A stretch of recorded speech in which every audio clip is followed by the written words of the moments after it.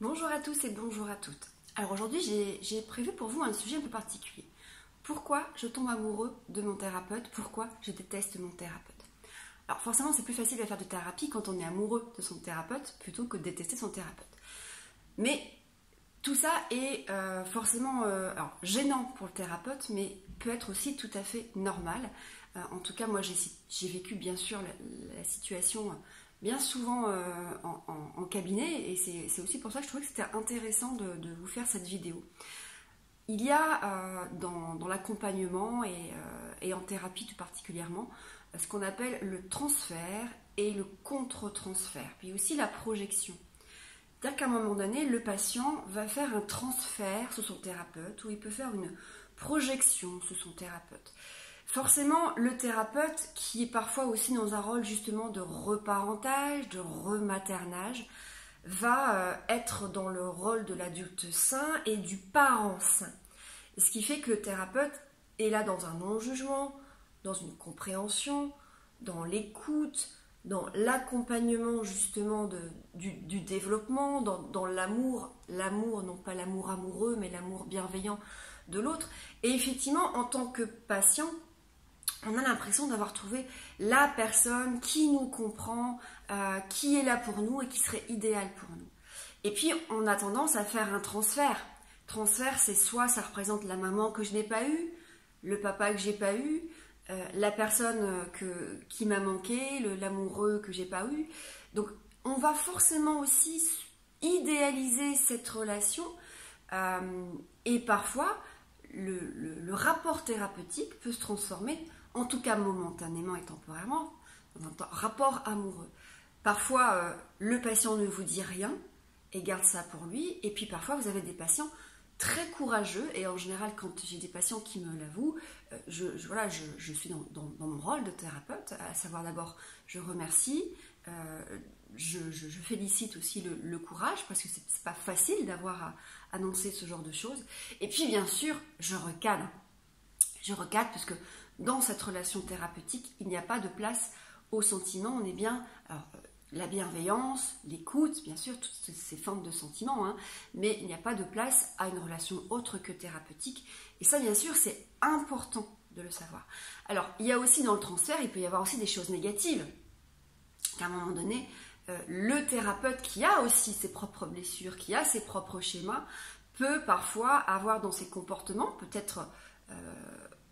je vais vous expliquer après à travers le contre-transfert, hein, mais un comportement qui va réveiller une blessure ou qui va rappeler le rôle parental critique, exigeant. On peut avoir peut-être des thérapeutes qui vont être exigeants sur les devoirs à faire à la maison, sur la restitution, et qui vont rappeler peut-être au patient ce qu'il a vécu enfant avec un parent peut-être un peu critique ou exigeant.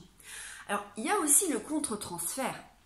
Le contre-transfert, et j'ai envie de vous dire, c'est encore plus dangereux, parce que là, c'est quand le thérapeute projette sur son patient.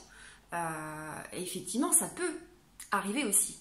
Parce que le thérapeute a ses propres schémas et ses propres blessures. Retenez bien que ce n'est pas parce que nous sommes thérapeutes que nous n'avons pas des schémas et que nous n'avons pas aussi vécu des choses dans notre enfance ou des blessures. D'ailleurs, beaucoup de thérapeutes sont thérapeutes parce qu'ils ont vécu des choses dans leur enfance. Il faut souvent le savoir, hein, d'ailleurs. On ne fait jamais ce métier-là par hasard. Mais forcément, à un moment donné, le thérapeute doit avoir cette forme de neutralité, mais le patient lui-même va réveiller des choses chez le thérapeute, et à un moment donné, le thérapeute va faire un contre-transfert. Et vous ne savez pas pourquoi, des fois, vous avez des patients avec qui ça ne passe pas. Vous n'aimez pas. Tout simplement parce que peut-être ce patient réveille en vous une blessure, il vous rappelle un père ou une mère, ou en tout cas dans ses comportements, il vous rappelle effectivement des choses que vous avez vécues dans l'enfance. Et dans ce cas-là, la relation thérapeutique peut aussi être perturbée et biaisée. Et c'est dans ce cas-là, à un moment donné aussi, au thérapeute de faire le travail sur lui, peut-être potentiellement de l'exprimer au patient. Et parfois, il faut aussi savoir arrêter une relation thérapeutique si elle crée... en tout cas, si elle crée de la souffrance ou si elle crée, si ça perturbe. Hein, ça, c'est aussi important de le savoir. Et c'est vrai que dans le cadre des patients qui me disent, et j'en ai eu, hein, qui me disent, voilà, je crois que je suis en train de tomber amoureux de vous. Alors, c'est aussi donc recadrer je ne sais plus ce que je vais vous dire, du coup j'ai perdu le fil de ma pensée, excusez-moi. Recadrer, et puis parfois effectivement voilà, demander au patient, mais est-ce que ça vous perturbe au point de continuer cette thérapie, hein, si ça vous perturbe parce qu'il y a l'illusion d'eux, il y a l'attente d'eux, on n'est plus dans un objectif thérapeutique, ou alors il faut travailler autrement, parce que peut-être que ce comportement est lié peut-être à une forme de dépendance affective, d'attente de l'autre, de recherche d'amour de l'autre, et ça fait partie de la thérapie. Voilà, je voulais vous expliquer un petit peu ça, transfert, contre-transfert, projection, parce que forcément, dans nos problèmes et nos blessures, il y a c'est surtout, ça va se jouer dans nos relations interpersonnelles.